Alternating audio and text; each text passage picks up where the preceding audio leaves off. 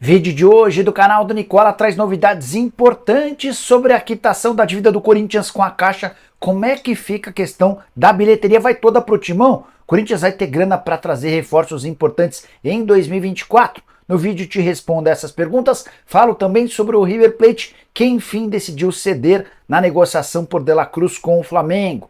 No Palmeiras existe alguma chance de Thiago Almada ser contratado, argentino que está arrebentando no futebol dos Estados Unidos? Atualização importante sobre Ferreirinha no São Paulo. Falo também sobre Cruzeiro, Bahia e Vasco brigando por muitos milhões de reais na primeira divisão. Tudo sobre o mercado. Rodrigo Caetano tem seu futuro definido pelos dirigentes da SAF atleticana. Tem muita coisa legal. Antes de passar tudo, deixa eu só me apresentar. Me chamo Jorge Nicola, jornalista esportivo, trabalhando no meio desde 2000. E a missão por aqui é deixar você por dentro de tudo que está rolando com o seu clube do coração. Para não perder nada, aperta o botão vermelho de inscreva-se, ative as notificações, compartilhe esse vídeo também. Super importante para que mais pessoas possam conhecer o nosso trabalho. Combinado?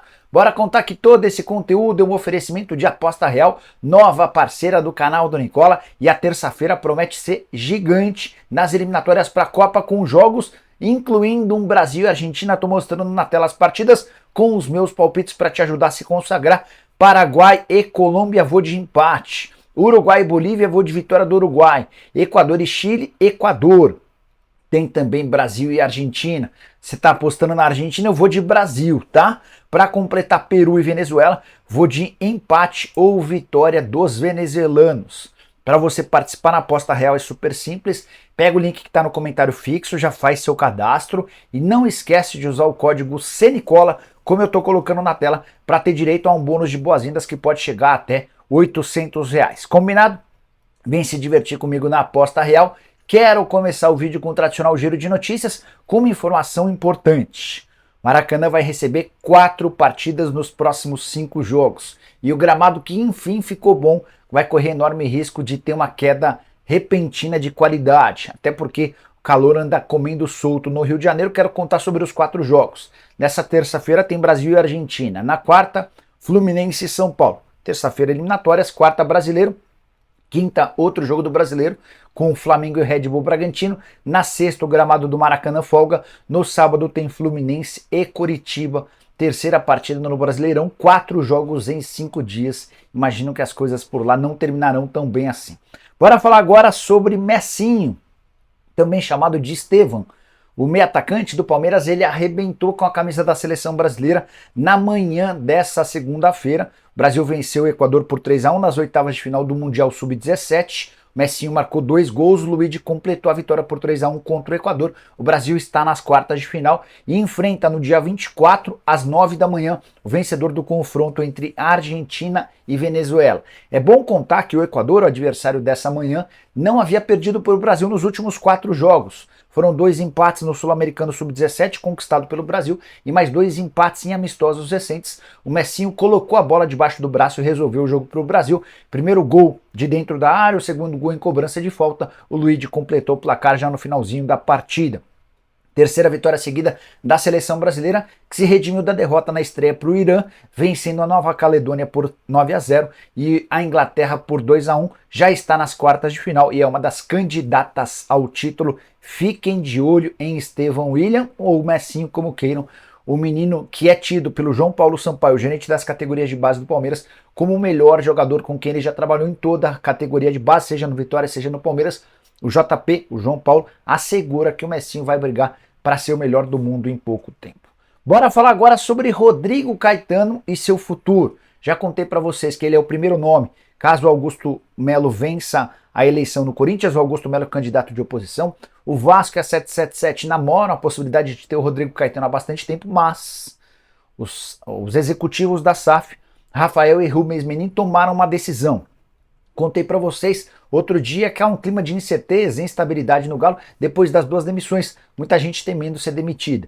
E uma pessoa muito próxima aos executivos do Galo me procurou para assegurar que o Rodrigo Caetano não corre risco de demissão. A frase é a seguinte, abre aspas: não existe nenhuma chance de o Caetano ser dispensado. Essa história da multa foi um pedido do próprio Rodrigo Caetano. Ele só sairá do clube se pedir demissão. O Caetano, inclusive, já trabalha ativamente no planejamento para 2024, só para explicar a multa.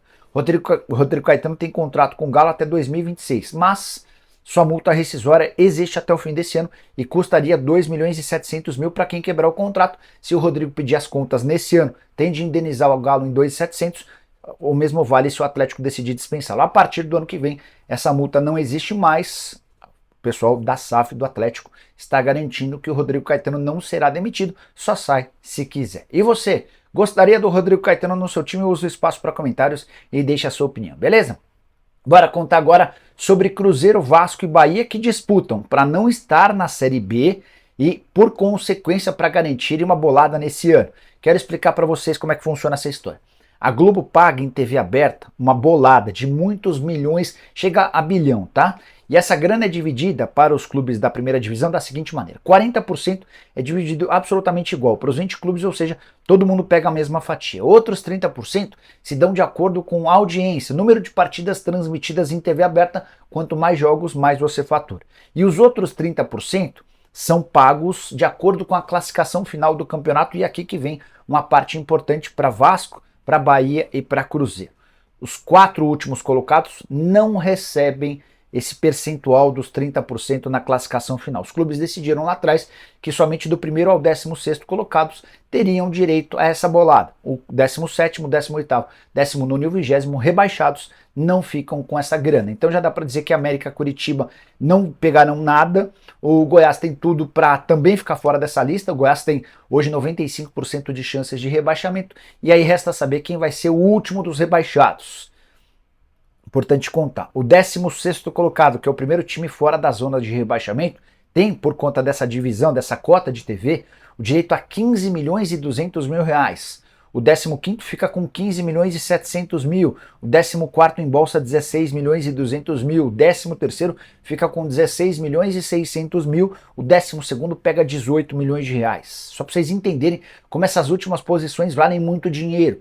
A diferença entre você ser o 16º e o 17º, além de implicar no rebaixamento, ainda garante ao 16º 15 milhões e 200 mil. Só para citar o exemplo claro do Cruzeiro, hoje a Raposa é a 16ª colocada, estaria levando pouco mais de 15 milhões de reais. Se vencer o Vasco, pula para o 12º lugar e aí teria direito, se o campeonato acabasse por agora, a 18 milhões. Se o Cruzeiro cair, não pega nem um centavo.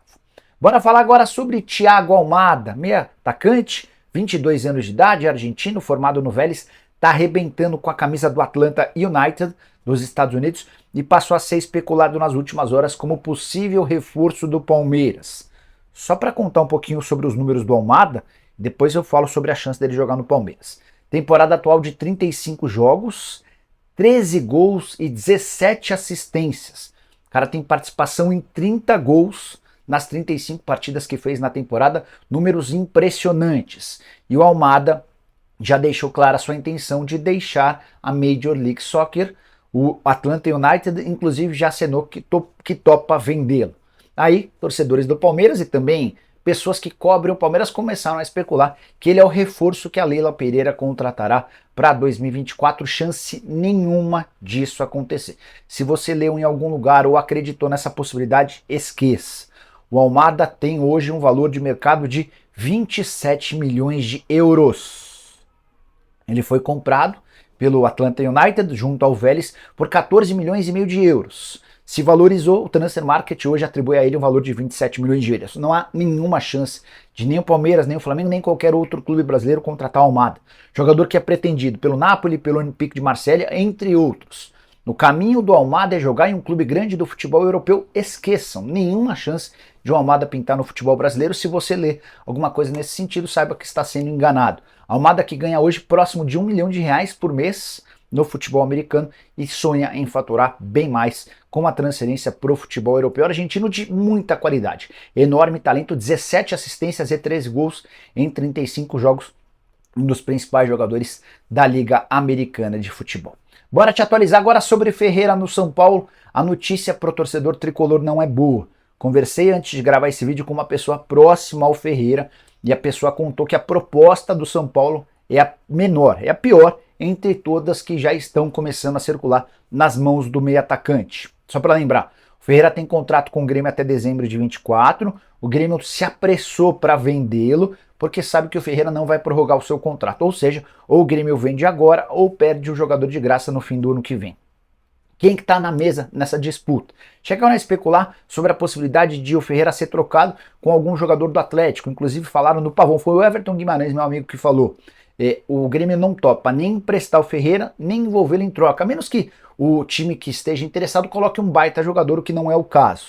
Então, o Grêmio hoje quer vender o jogador. E os principais interessados, aqueles que parecem mais dispostos a contratá-lo, são dois clubes, um do México e outro da Arábia Saudita, que já sinalizaram com a intenção de compra por muitos milhões de euros. O valor não está definido, essas discussões estão em andamento, mas posso te assegurar que a proposta do São Paulo ao Grêmio de empréstimo foi recusada pelo Grêmio, o Grêmio não topa emprestá-lo, e se o São Paulo quiser contratar o Ferreira, vai precisar melhorar bem a questão também pro Ferreira, porque, segundo uma pessoa do staff do Ferreira, a proposta feita pelo São Paulo ao Ferreira é muito inferior ao que já sinalizaram a equipe mexicana e a equipe da Arábia Saudita. Estou para te dizer que aquele prognóstico de um dirigente do São Paulo que eu vi no domingo, de 1% de chance de o Ferreira pintar no São Paulo, parece se confirmar mesmo. Hoje ele está bem distante de jogar no tricolor, apesar de ser São Paulino de infância. Bora falar agora sobre o Corinthians, quero te explicar essa história que tem dado tanta repercussão sobre a quitação da dívida que o Corinthians tem com a Caixa pelo financiamento do estádio. Vale a lembrança de que o Corinthians deve à Caixa 611 milhões de reais pelo financiamento do estádio. O Corinthians fez uma proposta ao longo da semana passada para a quitação dessa dívida. Todo mundo se surpreendeu. Como é que o Corinthians vai quitar 611 milhões de reais? Ah, detalhe, a Caixa já topou a proposta feita pelo Corinthians, o negócio só não pode ser dado como oficial, porque ainda falta que os órgãos fiscalizadores da Caixa é um banco público, ele precisa passar, qualquer acordo precisa passar por órgãos fiscalizadores. Se o TCU, que é o Tribunal de Contas da União, e o CGU, a Controladoria Geral da União, se essas duas entidades aprovarem um acordo, o Corinthians deixará de ter a dívida no seu estádio. Nicola, mas como é que foi feita essa questão? Vamos lá.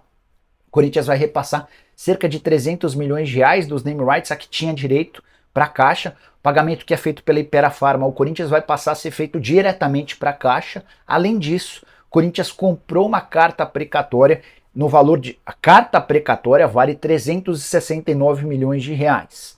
O Corinthians está pagando cerca de 90 milhões de reais por essa carta precatória. Então você soma os 369 milhões da carta precatória, esse é o valor original que o Corinthians compra com um deságio, com um enorme desconto. Além disso, repassa os name rights do estádio. Nicola, isso é legal? Isso é correto? Sim, isso acontece com enorme frequência, só para lembrar, precatório é uma admissão de dívida do governo, seja estadual, federal ou municipal. O passo seguinte, o que eu quero contar para vocês é, se de fato TCU e CGU aprovarem esse acordo, Corinthians deixa de ter de pagar ou deixa de perder a bilheteria do seu estádio. Aqueles mais de 100 milhões de reais que são despejados todo ano por torcedores do Corinthians que vão ao estádio, esse dinheiro passa a entrar no fluxo de caixa alvinegro, permitindo que o Corinthians possa investir mais forte em contratações, que o Corinthians possa ter salários, possa ter um elenco com salários maiores e possa pensar numa montagem de um time ainda mais forte. Nicola, mas a gente está em época de eleição, é verdade, tem essa questão. Di Maria cotado na oposição, Caixa Econômica Federal, quitação de 611 milhões de reais, mas você como torcedor corintiano vai tirar proveito daquilo que você imagina que é o correto e o que pode ser só campanha eleitoral, tá? Então o Corinthians está animado, pessoal da situação, com a possibilidade de não ter mais de perder dinheiro de bilheteria com o estádio. Toda essa grana seria reinvestida na contratação de reforços com a promessa de 2024 com o Corinthians com um time super competente. Bora fechar o vídeo para falar a respeito do Flamengo, notícia que vem da Argentina e é super importante. A TCI Sports, emissora de TV da Argentina, assegura que o River Plate já concordou em discutir com o Flamengo o parcelamento do valor da multa rescisória de De La Cruz. Só para contextualizar, Flamengo e De La Cruz têm um acordo desde a metade do ano. O meia uruguaio, que é o craque do River Plate, quer se mudar para o rubro-negro. O que faltava era um acordo entre Flamengo e River. O Flamengo topa bancar os 16 milhões de dólares ou 78 milhões e 400 mil da multa rescisória. 78 milhões de reais, tá? O Flamengo topa bancar essa grana, só que não quer pagar à vista. E o River Plate vinha, desde a metade do ano, adotando o discurso de que só aceitaria se o Flamengo fizesse a quitação no ato, à vista. Ninguém compra nada à vista, hoje todos os negócios são parcelados. E a novidade que vem da TIC Sports é de que o River Plate topou discutir com o Flamengo um parcelamento. Essa reunião, esse encontro vai acontecer nos próximos dias. A decisão do River de mudar de posição tem muito a ver com a pressão que o De La Cruz fez recentemente para que o negócio pudesse sair. Contei para vocês, De La Cruz tem um acordo fechado com o Flamengo, salário, direito de imagem, luva, ele tá louco para se mudar para o rubro-negro, e a tendência é que agora, com esse recuo, com essa sinalização do River Plate, que o negócio de fato ocorra. De La Cruz é muito bom jogador, titular absoluto da seleção uruguaia, titular absoluto do River Plate, para mim chega para ser o craque do Flamengo, mais até do que a Arrascaeta, por mais maluco que isso possa parecer. E você, que pensa sobre o De La Cruz, sobre os elencos para o ano que vem, os espaços para comentário, deixa like, se inscreve no canal, aquela coisa toda, nos encontramos à tarde. Abraço, tchau!